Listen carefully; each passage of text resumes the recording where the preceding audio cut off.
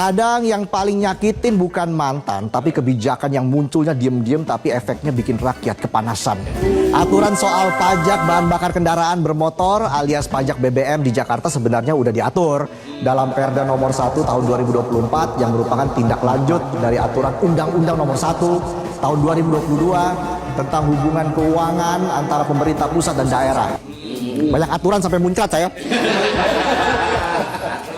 Jadi Pemprov DKI Jakarta sekarang udah sah dan legal narik pajak dari bensin.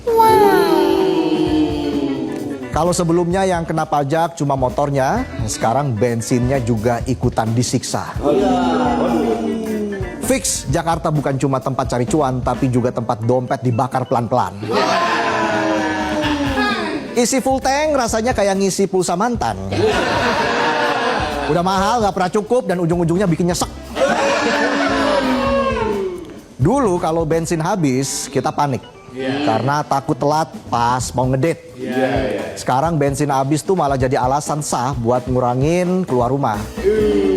Sayang, jemput aku dong. Nggak bisa sayang, uang jajan habis dipajakin bensin.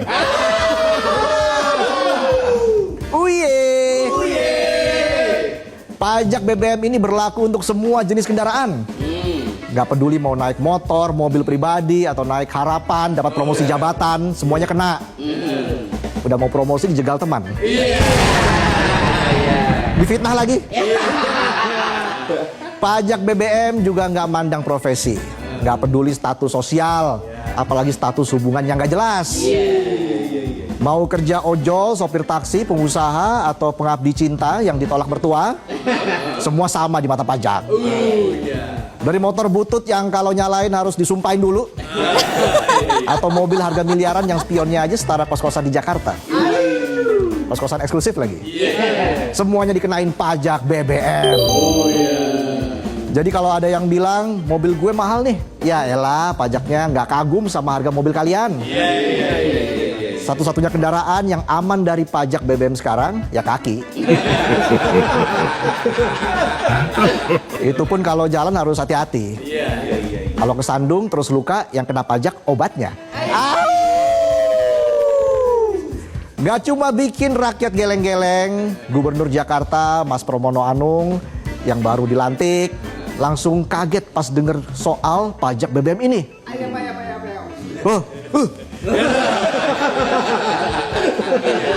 Kaget. Kayak siapa ya? Udah kayak kita buka dompet, kaget isinya cuma struk ATM dan kenangan pahit. Padahal aturan ini sudah diundangkan sejak Januari 2024.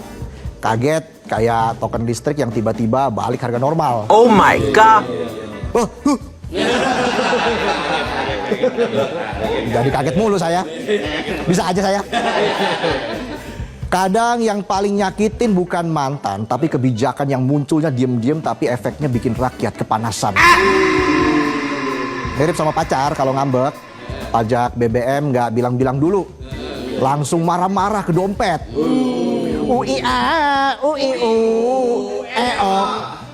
Pemerintah DKI Jakarta mungkin punya niat baik lewat pajak BBM ini, katanya sih buat ngurangin macet dan polusi.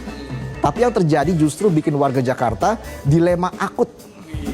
Mau tangki bensin yang kering atau dompet yang garing? Ujung-ujungnya sih dua-duanya kayak hubungan LDR, udah jauh, tahan-tahan gak selingkuh, ujungnya putus juga. Mas Pramono Anung yang masih kaget bilang bakal pelajari lebih lanjut soal kebijakan ini.